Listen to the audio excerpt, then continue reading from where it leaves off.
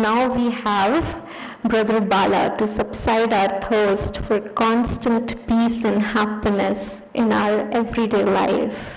To share a few lines about him, he's practicing this meditation, the Raj Yoga meditation, since last 25 years, and he also has a work experience in the IT sector of more than 25 years. Presently, he's working as Vice President, Sears, a cloud analytics and machine learning based business transform company. My God, it took me like 15 minutes to memorize this. I don't know how he's working on it. Still, I'm reading it from the paper. Okay, and also he's the co-founding member of SIT retreats in India. I would like to request respected Sudesh Didi to welcome Brother Bala with a peace, token of peace. Thank you.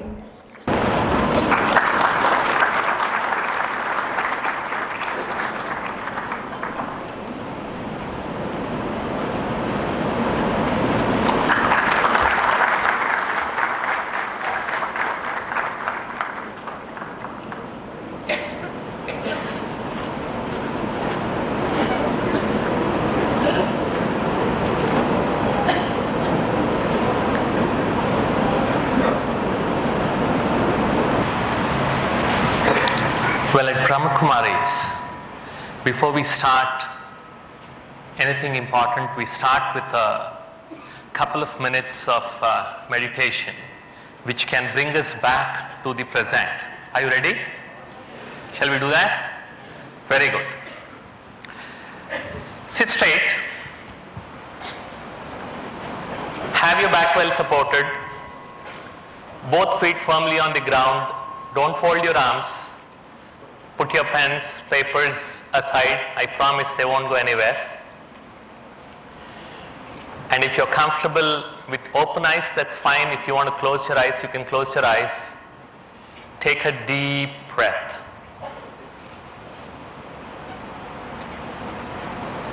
Gently bring your attention to your breathing.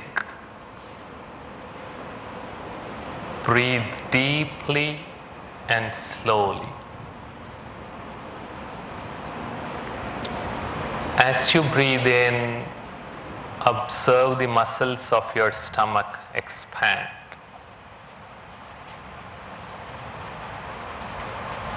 As you breathe out, observe the muscles of your stomach contract. Breathe slowly and deeply.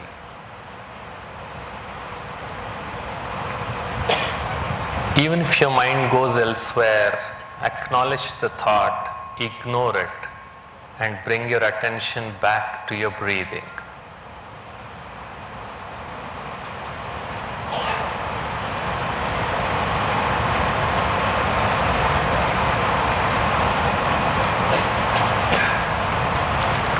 As you relax, focus.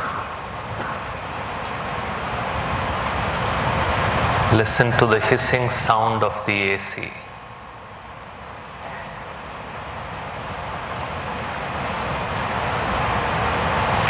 Feel the warmth of your chair.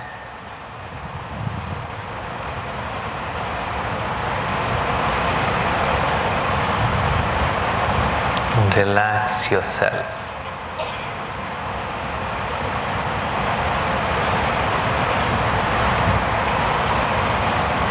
Gently make this thought: I am here today to learn and to grow.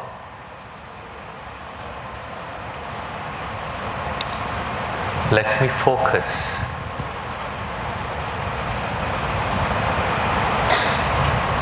And learn as much as I can.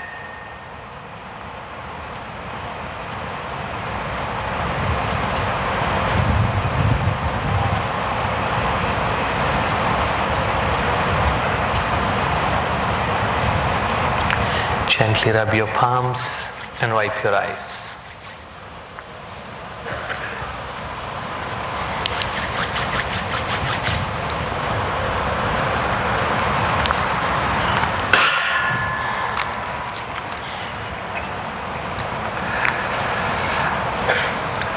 Very good.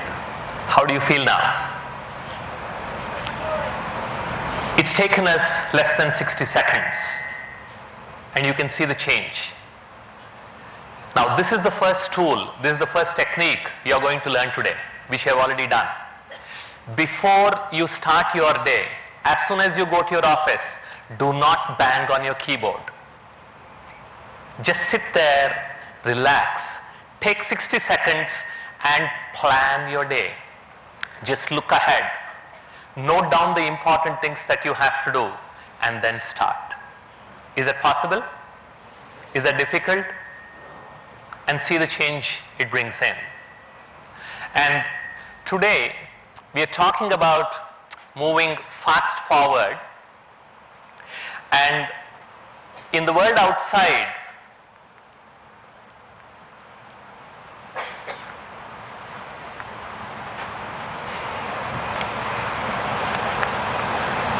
the three keywords that we often talk about. The essence comes to these three keywords, whatever we do. Even if it is performance review, strategy planning, anything comes to these three keywords. Any guess what those are? Planning. What else? Execution. Sorry? Thinking. Okay. What else? Management, strategy, yes. Insight. One hint. What is the result of all these? Why do we do those? Execution. Very good. Better is the first keyword. Faster is the next keyword. And as leaders, as professionals, that's what we try to aim for, whatever we do. Can we do better than last year? Can we do faster than last year? Can we do things cheaper than last year? Better, faster, cheaper are the three keywords. And this sequence is also very interesting because better always precedes faster. Because if there is no better before faster, you will lose out of steam. So today, while we learn about fast forwarding to new possibilities, we'll spend some time to focus on how can we become better. Is that okay? Yes? Good. So what's the most important tool that we all have to become better? What's the most important tool? We all have it. Introspection, ourselves, yes. In ourselves, what do we have? Self-learning, very good. Mind. What else? Behavior, organizing. The key thing that we have is attention, our ability to focus. Now let's do a small exercise. What this means. All of you, close your eyes, please. No cheating. Close your eyes. Now as you close your eyes, try to recall with as much detail as possible the dress that is worn by the person to your right and to your left, including the shoe, including the kind of shoes, the kind of top, kind of trouser, whatever dress, design, color, texture, any number of details. Just try to recall of the person sitting to your right and to your left.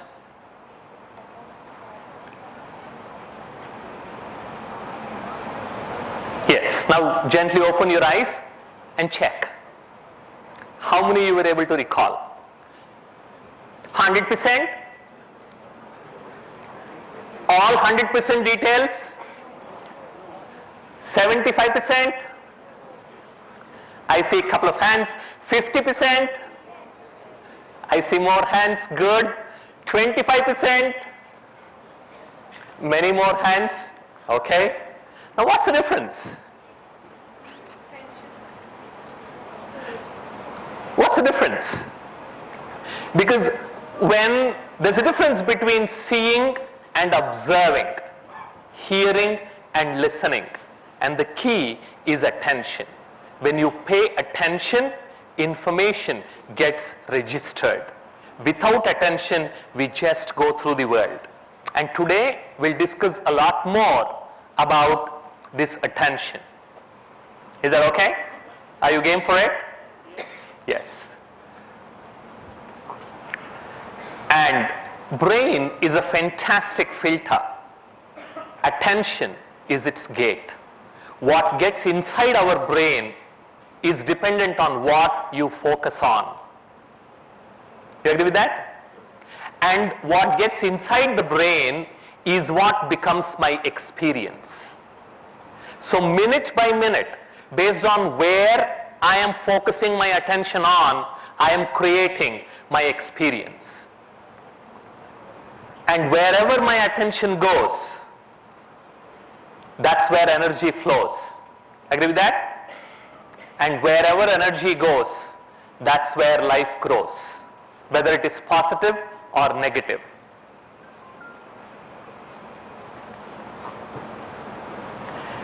And who or what is impacting this attention, all important attention? In 1980s, time between two interruptions was about 2 hours. As we moved forward with pagers, cell phones, email, web, and now in the generation of WhatsApp and Facebook, literally time between two interruptions is becoming close to 0. Now why is this important? Because brain, if you have to switch between two tasks, when you are focused on one particular task, when you switch to another task, how much time does it take to come back to your previous task?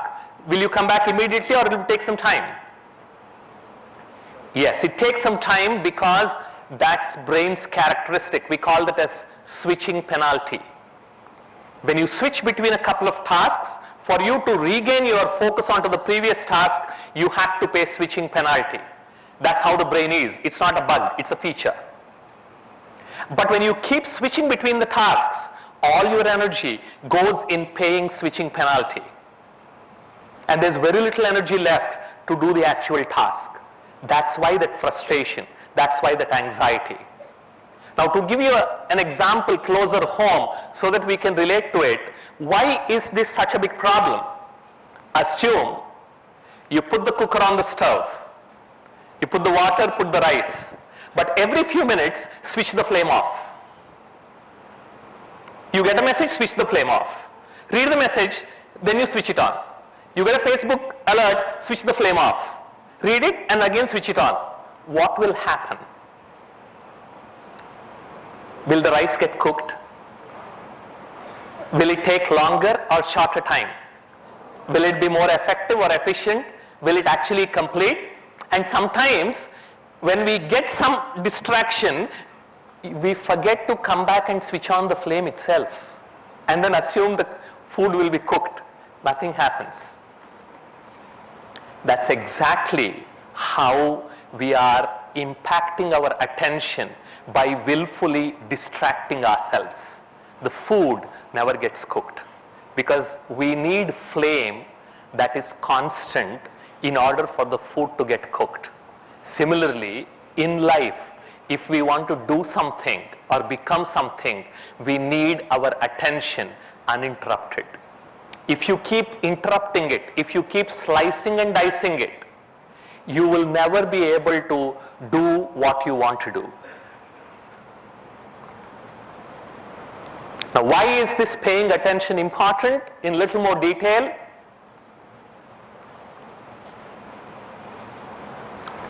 Any new subject, any new skill that you pick up, it gets registered only when you pay attention. If there is no attention, then brain cannot register. Attention is the glue that helps the new information stick inside the brain. It improves relationships. Very interesting.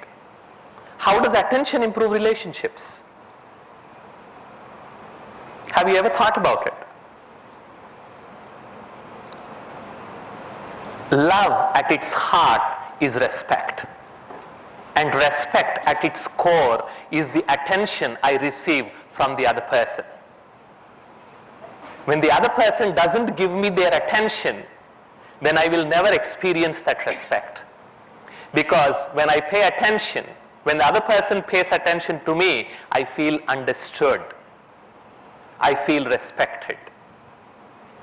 So if you want to improve your relationship with your loved ones, the key is to check how much attention you're paying to them. Attention increases critical thinking. It's not just about reading something. After you read, how much you are going to think about it depends on how much attention you pay. And of course, it enriches your life. That's why nowadays there is this common refrain when we meet, यार आजकल कुछ मजा नहीं आता है, वही office, वही Netflix, वही Amazon, वही biryani. Because we chop our attention so often, we never give an experience, we never give a chance for some experience to sink in. So when you start paying attention, life blossoms, it enlivens. You can try this in today's break. When you're going to be given something, do not speak, do not check your mobile. Heavens are not going to fall apart. And we are not so important. Nobody out there is missing us. Trust me. Nobody will miss us. Okay, silently enjoy the break, have whatever is going to be given to you, and taste it, smell it, feel the texture, and then see the difference it makes. It's not only do we distract ourselves, we carry, generally we call it as mother load, so I call it as a geo load of distraction. And we carry all that in our pocket, millions of songs, 100,000 hours of movies. Even if you spend 10 hours a day, that takes about 30 years non-stop. And still there are more left. And this is the kind of distraction that we are carrying with ourselves. And then we complain, yaar aajkal kuch maza nahi aata hai.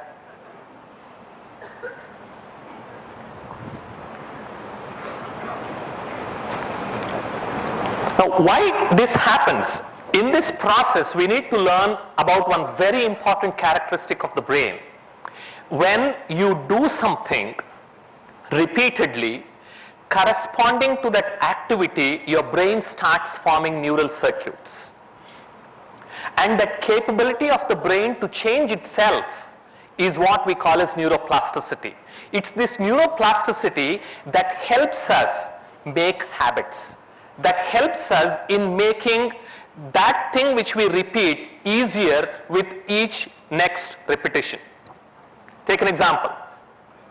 When you learn something new, if this is the structure of your brain before you learn, once you start learning,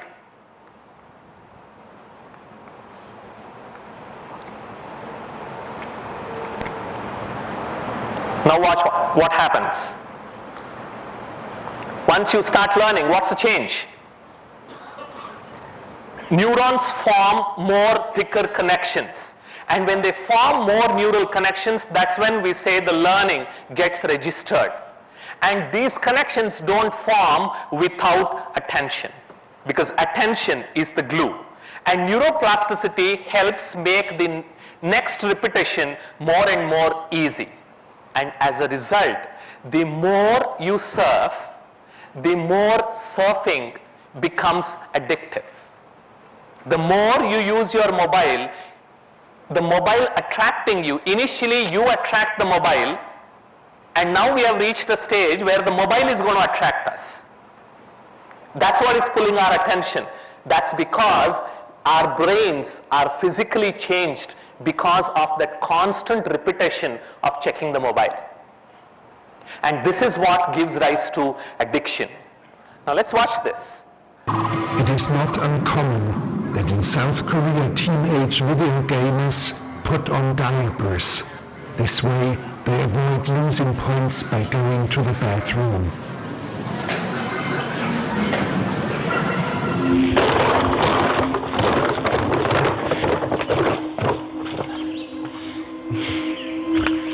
Tom, you do not need any further introduction. This was great. My lowest point came at the beginning of this year. New Year's Eve, I had lost a job. I was losing my girlfriend. My family, my relations were very strained, and I tried to drink myself to death. Suicide. I was playing video games 16 hours a day, often drunk. I watched porn a lot, and I just had given up. I had no future. I had no will to live. I was just waiting for the timer to run out. I was in my spring quarter in college, and I was doing nothing except sleeping about 6 hours a day and playing video games and absolutely not attending any of my classes, not doing any of my work, and lying to my parents about my progress. So it was a lot of lying, manipulation, isolation especially, which are all common things for addicts, but mine were pretty much sleep and, interact with my addiction. So that's from the documentary called Lo and Behold, which talks about the impact of internet and this mobile usage on our lives. And in India, just so that you know, the first internet de-addiction center got opened here in Delhi in 2015. And we have internet de-addiction centers in the West, and that is a recognized psychological disorder now. Because you get hooked to internet and you are not able to pull yourself out because your brain structure has permanently changed. And when this happens to kids, because it's an addiction, when you take away that substance which you are addicted to, you start having withdrawal symptoms. Yes? Now watch a 7-year-old kid's withdrawal symptoms when his dad pulls the mobile from him. Tonight. You can't have your cell phone tonight. You can't have your cell phone tonight. You can't have your cell phone. You can't have your cell phone. Stop acting like that. Calm down. No cell phone, calm down. Do you want to take it away for 2 days? Do you want it gone for 2 days? Then stop. Calm down. No cell phone tonight. Calm down. See how you're acting because you can't have no cell phone? You should be playing with your toys instead of doing everything. Stop it. I know you want it, but you can't have it because you were bad tonight. Are you going to stop? Are you going to stop? Are you going to stop? Then stop. No, you can have it tomorrow. If you're good, you can have it tomorrow. Stop. Stop. Stop. Stop. You can have your phone tomorrow.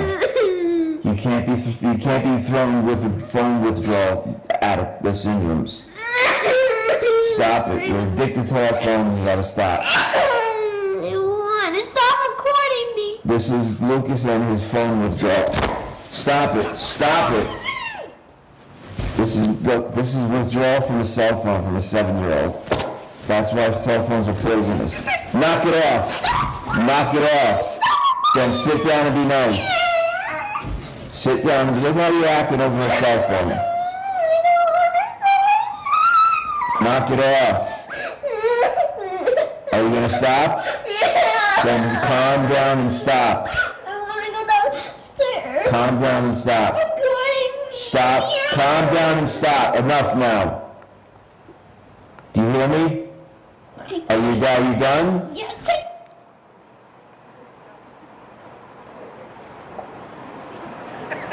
Yeah. We might be laughing at it, but that's exactly what's going on inside our minds, inside our brains. And when I see parents, when I see mothers giving the mobile to their 2-year-old and 3-year-old kids so that they can stuff some food inside their mouth, very, very dangerous. Before you're 6 or 7, brain is highly plastic.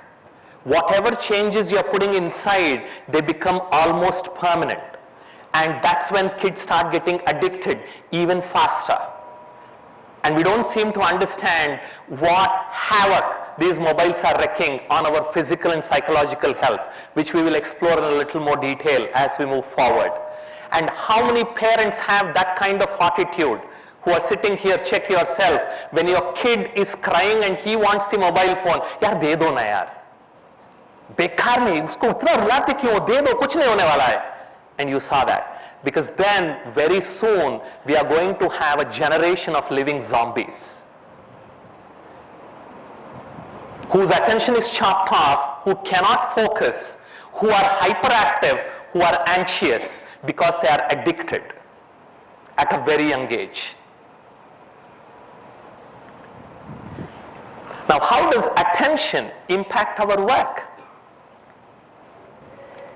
We have many leaders today in the audience. Very important equation for all of them. Quality of work is time spent multiplied by intensity of focus. This is something we measure to the last minute.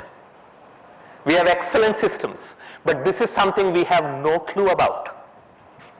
If my focus is only 25% and I spend 8 hours at my chair, how much work is getting done? Hardly 2 hours. And today's workplace, as leaders, we must learn to maximize this. Because this anyway, we are expected to maximize. But in order to make the best, let's try to create a workplace that is distraction-free. And the more you consume tiny bits of information, this goes back to the neuroplasticity, because that's what becomes a habit. It becomes harder and harder to absorb larger pieces of information. Check yourself. When was the last time you read a book cover to cover? When was the last time you started an article and completed it? And then we have this TDLR right at the beginning to tell us if it is too long, no, it will come later. A TLDR, too long, don't read, and read at your own risk. And then we simply browse because we don't have that attention span. And inability to unplug creates anxiety. Always on culture is leading to more stress, less efficiency, and impaired effectiveness. We might think that my employees are always on, they will respond even in the middle of the night, but that is not true. Because always on culture creates more stress and less efficiency and effectiveness. And how is this mobile? What kind of impact it is causing on our mental health? You know, in Raj Yoga, in Brahma Kumaris, we talk about the world very soon becoming an open mental hospital, if it has not already become one. And the reason is this: the more time you spend on Facebook or any of the social media, more lonely you will feel and higher the probability of you becoming depressed. And this was agreed by the VP of Facebook himself. And loneliness is one really, really big disease that is seeping inside, where in spite of having people around, we feel lonely inside, and that's because we got hooked to the screen. And decreased attention span leading to increased anxiety and hyperactivity.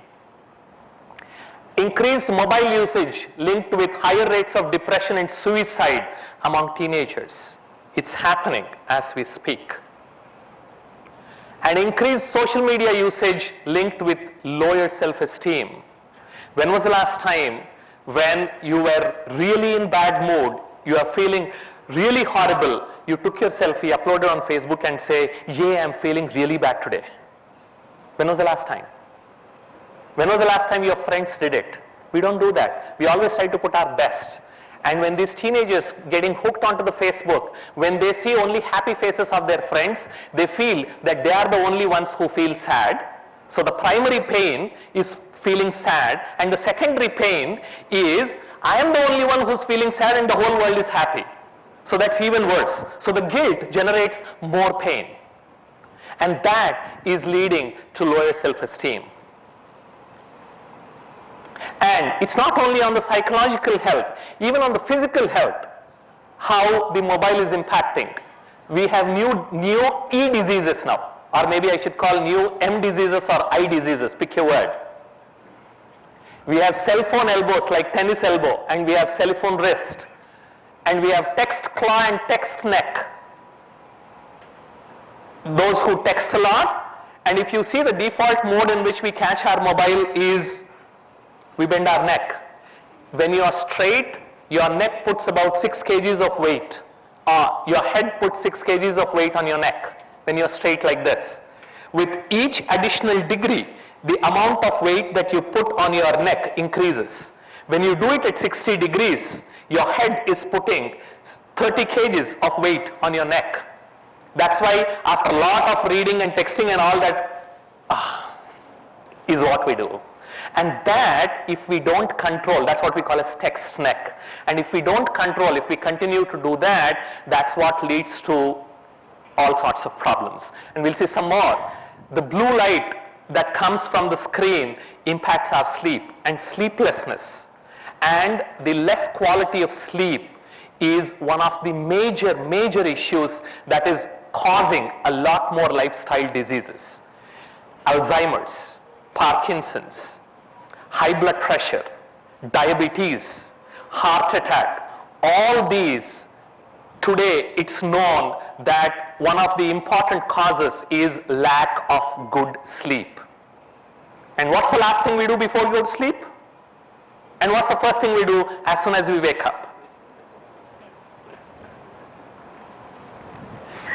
Usage of technology and mobile impairs your memory. Whenever I go to this Kirana store, I tell that fellow, I gave you 50 rupees, it costed 24 rupees. He immediately pulls out the calculator. I tell him, stop, use your brain. Because brain works with the principle of use it or lose it. If we don't use it, if we don't exercise it, we lose it. And with the usage of technology, that's what is happening. It impairs the memory. And yes, after a certain time, our fingers, our thumb starts going haywire because it should touch something. I had one of my managers, her threshold level was 6 minutes. And after 6 minutes, she knows nothing, no message has come on her mobile, but she has to simply pull it out and touch the screen. Otherwise, her thumb becomes restless. And of course, we still have our old E diseases. These are the new ones, and there's the old one, the carpal tunnel syndrome, as well as the low back pain. And these are the new ones that got added to this existing list. So this is how we are wreaking havoc with even our physical health. And let's explore a few ways of how we can detoxify. And yes, mobile is the biggest M toxin that we are carrying around because we are not even aware. That's the saddest part. I've seen doctors carrying their mobiles into operation theater.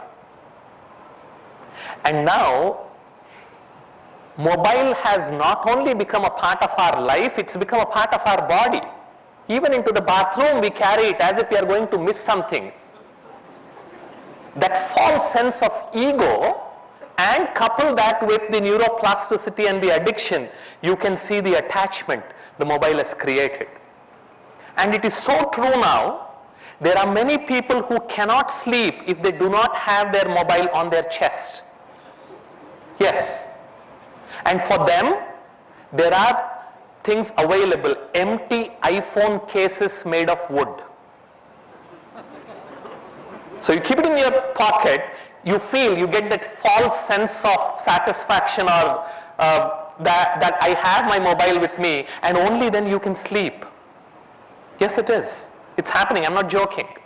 You can search on Amazon or Flipkart, you will get those empty cases. And these were the ones that were introduced by Arianna Huffington, the Huffington Post founder, when she saw how people were getting addicted.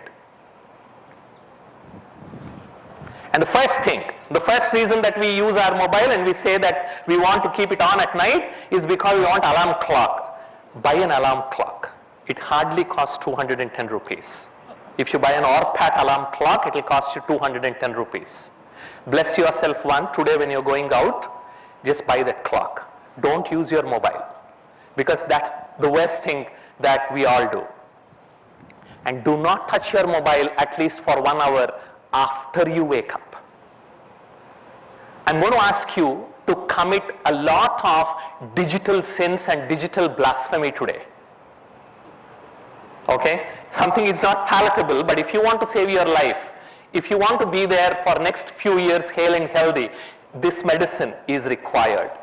Do not touch your phone at least for an hour after you wake up. And so many of you, when you watch that kid, you might be thinking, this is not me. This is the first test for you tomorrow morning. Check if that kid wakes up inside you as soon as that mobile is visible, but I cannot touch it, I cannot on it. And for how long? Try that. And have screen-free breakfast, screen-free lunch, and screen-free dinner. Try that. No screens. Screen-free breakfast, screen-free lunch, screen-free dinner. Connect with the people. Speak with them. They have stories to tell. Listen to those. And once the conversation begins, your own stories will start coming out. They are not needed. Switch off notifications. They are not so important. Make your bedroom E-free, no radiation. When I was telling my boss that I switch off even the modem, not only my mobile, I've been using it for a decade now, and every night between 9:30 and 10 I switch off my mobile. And that's been happening for the last 10 or 12 years, and I haven't lost a single important call. Because those whose calls I want to take, they have my landline number. And those whose calls I don't want to take, I'll take tomorrow. It's okay. That's fine. And when I told my boss that I switch off even my modem, he was saying, even your modem you switch off? Not just the mobile? I said, yes. Because my room is E-free. And try this. If you're not able to sleep well, try to see how many electronic gadgets are on in your room. Remove all of them. You deserve a good night's sleep. Yes.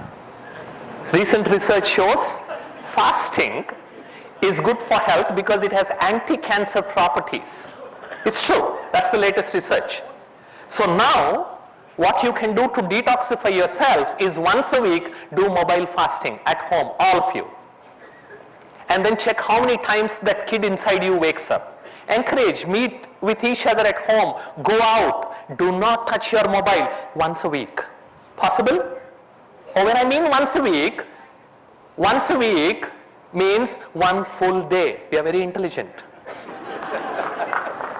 I'm not talking about 8 hours. I'm not talking about you wait from 6 a.m. to 6 p.m. because Bala said this, let me try it, and as soon as 6 p.m. is over, crash, chalo, chalu karo. Next 2 hours, no getting up, nothing, because there's so much to catch up. I'm talking about morning till next morning.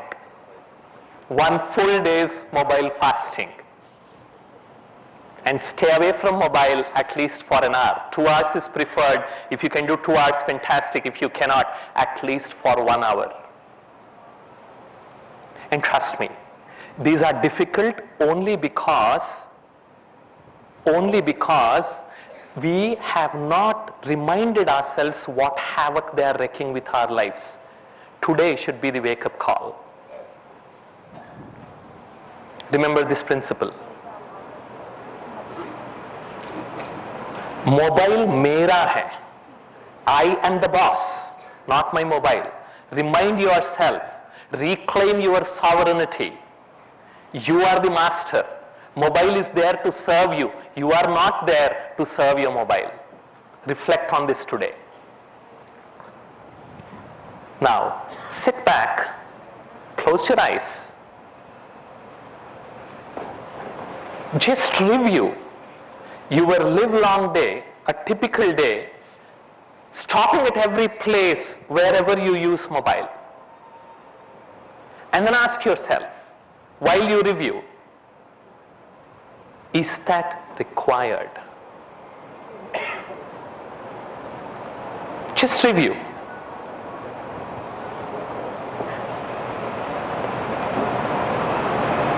And as you review, also make note of those instances that you would like to transform, that you would like to change, you would like to stop. Just review. Don't blame yourself, don't rationalize.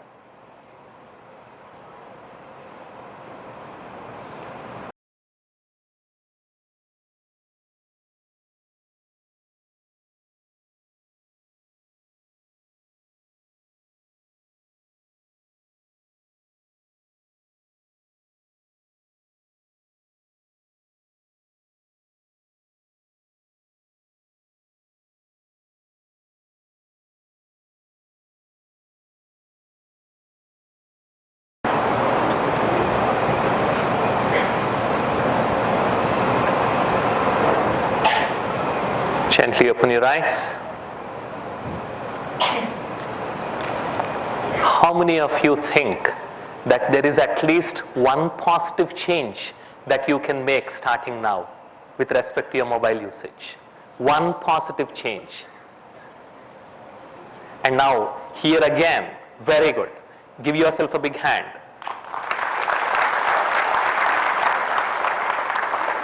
Remember, you have promised yourself in front of so many.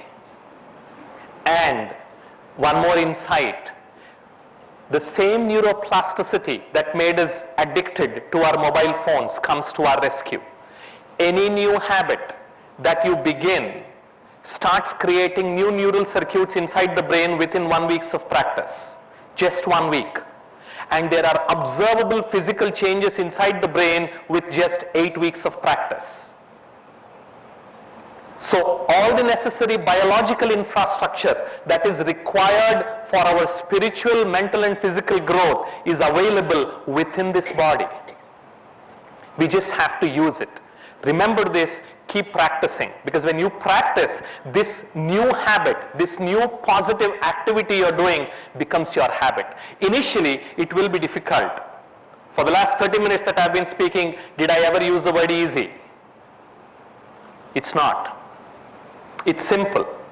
But this effort is worth it to reclaim our lives back. What next? What do we want to do next? Now, that's an invitation to each one of you. How many of you today would want to get into this role and become a digital detox ambassador? Raise your hands. We will help you. How many of you want to become a digital detox ambassador? Lamba hath khada karo, as our teacher says. Very good. Thank you very much. And what is it that we need if the key to this digital detoxification, what is the key? Message. What else? Meditation. Meditation. What else? What is the key thing that's important? Self-control. Practice, determination, self-control. Very good. Fasting. That's the key. I must learn to control my mind. Now that's the tough part. The easier part was raising the hand. Now I'm asking again. Now how many of you are interested in becoming digital detox ambassadors? Wow, very good. Another big hand, please. And the reason, the most important skill that we all need, whether it is kids, grown-ups or old people, is to be able to take control of our mind. Because calm mind is a wellspring of concentration. And anything that disturbs the stillness of the mind reduces the concentration of focus, because that's what gives rise to psychic entropy. And that is what generates a lot of psychological stress, and through that a whole lot of lifestyle related diseases. So if I can learn to control my mind, a lot of my experiences in my life can become more positive. And how to achieve that stillness? How do I control my mind? How do I control that pull? How do I become more powerful? awareness is not enough. In order to act, I should transform that awareness and add power to it. And that power comes with practice, because it's all there inside. We just have to give some time to ourselves. Try reading this.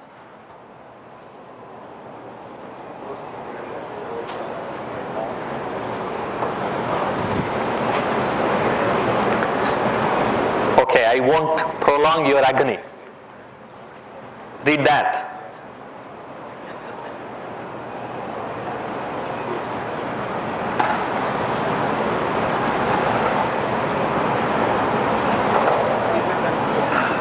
What's the difference between this and the previous one?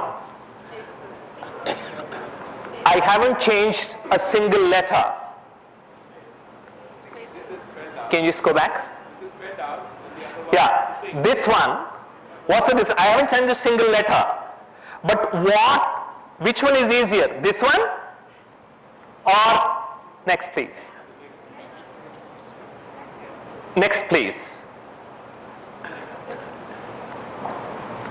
Or this one? Which one was easier? This one. Why? Why was this easier? There is space in between. So for those of you who keep asking, what is meditation?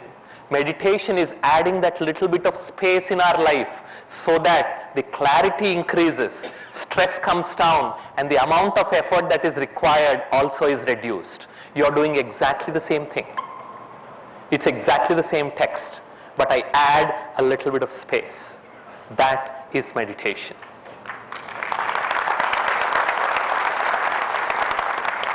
Now, how many of you are willing to add that space to your life? Very good. It's going to take time.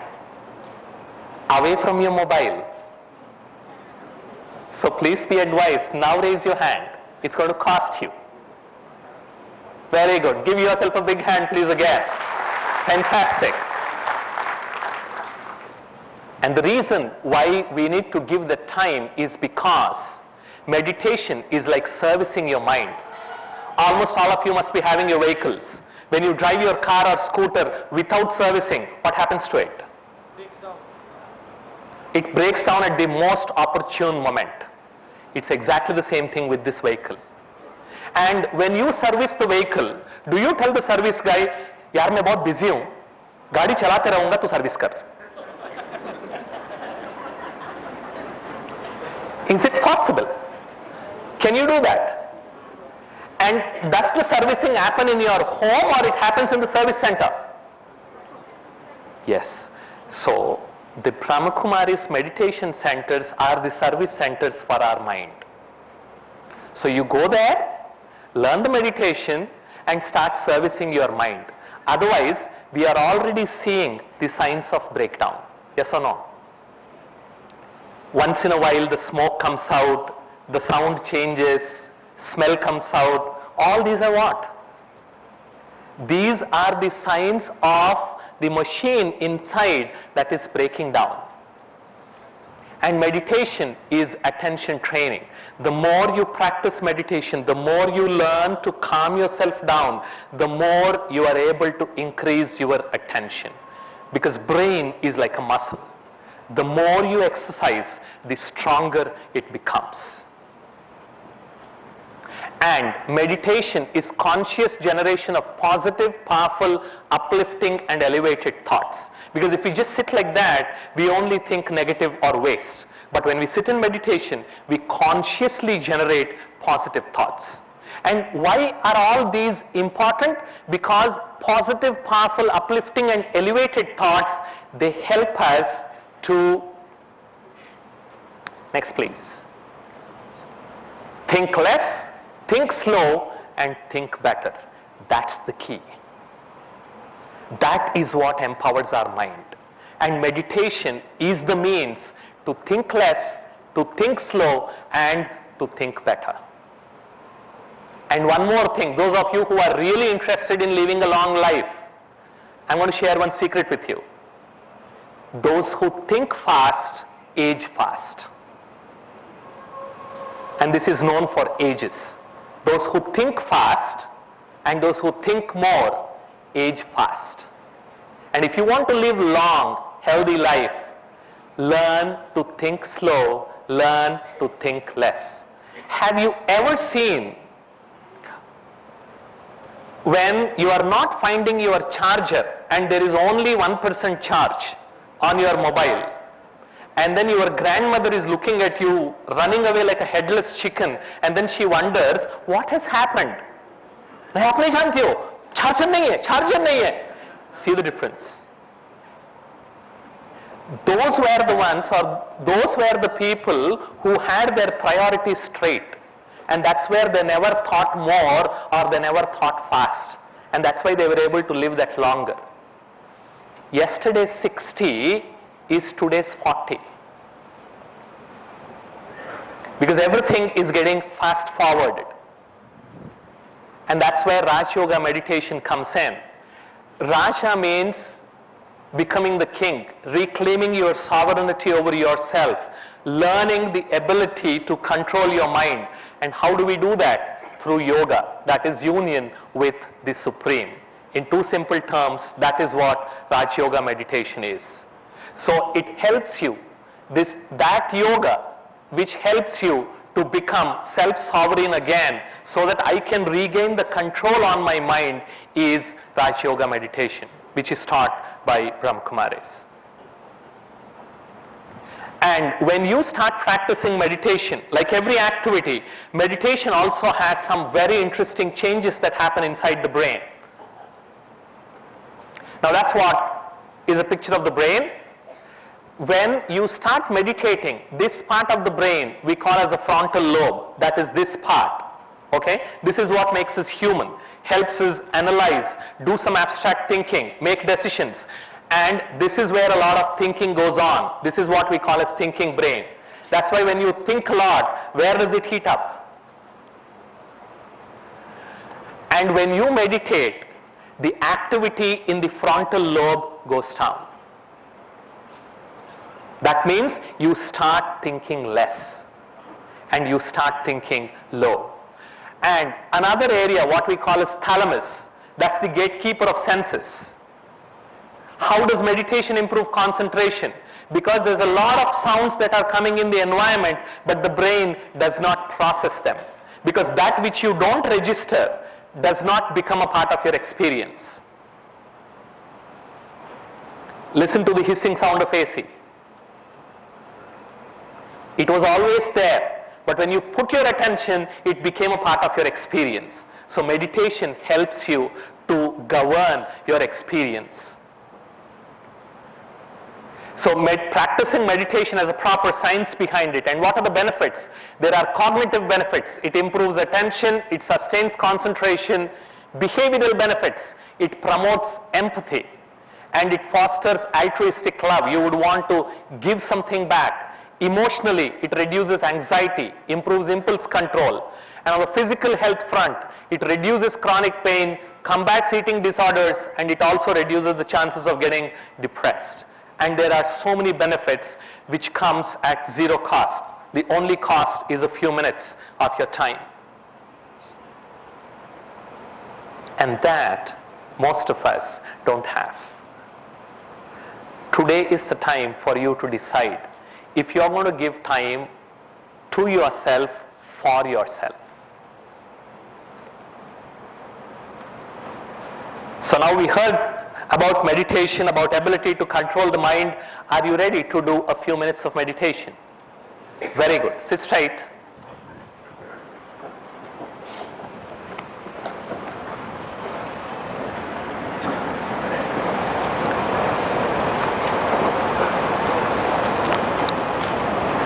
Gently bring your attention to your breathing. Take a deep breath and bring your focus to your breathing. As you breathe slowly and deeply, let go of tension that's there in any part of your body. Allow your shoulders to drop down. Just let go of the tension and relax yourself.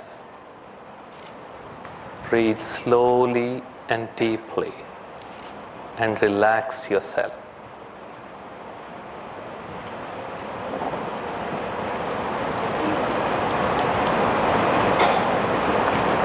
As you relax, visualize a shining bright white star in the middle of your forehead.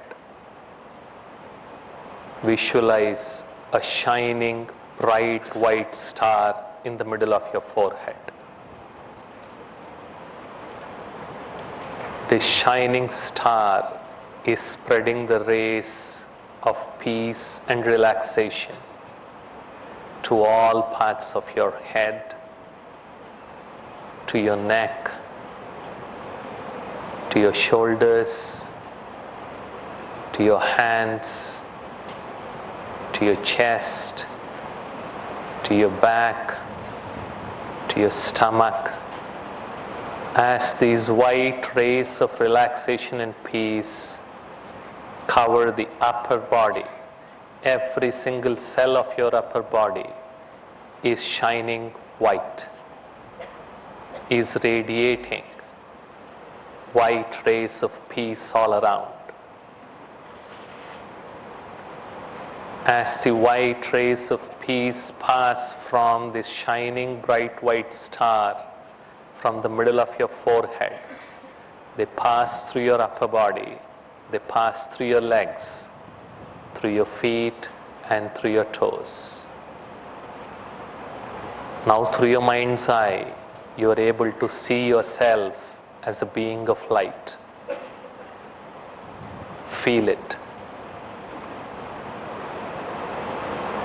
See it and feel it. This is you. This is the life energy that is driving this physical body. I am that energy.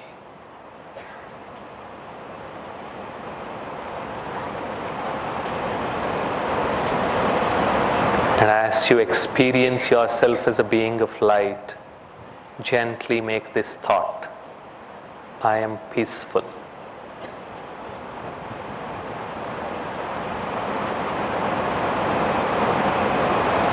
I am loveful. I am capable.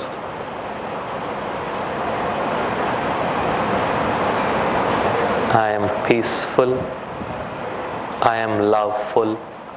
I am capable.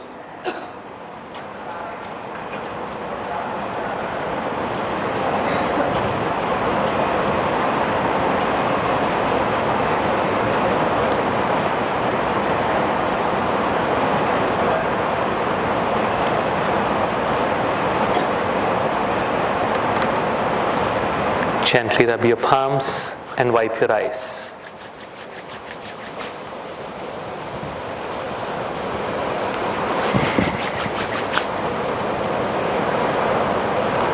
Gently open your eyes when you're ready.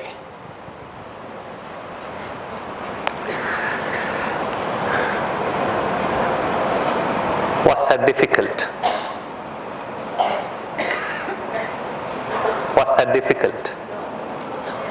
It's very simple. You can do this multiple times in a day so that you bring back your focus, you relax your mind and claim back your attention. Good?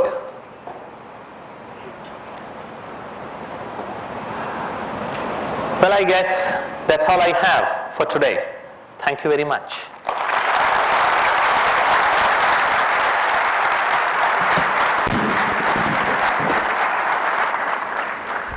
Thank you so much, Brother Bala. We really appreciate you came all the way from Hyderabad, found time for us, for our Noida team, and we really heartful thanks to you. Once again, thank you so much. So, it's the time we start. We had some deep experiences from Brother Bala.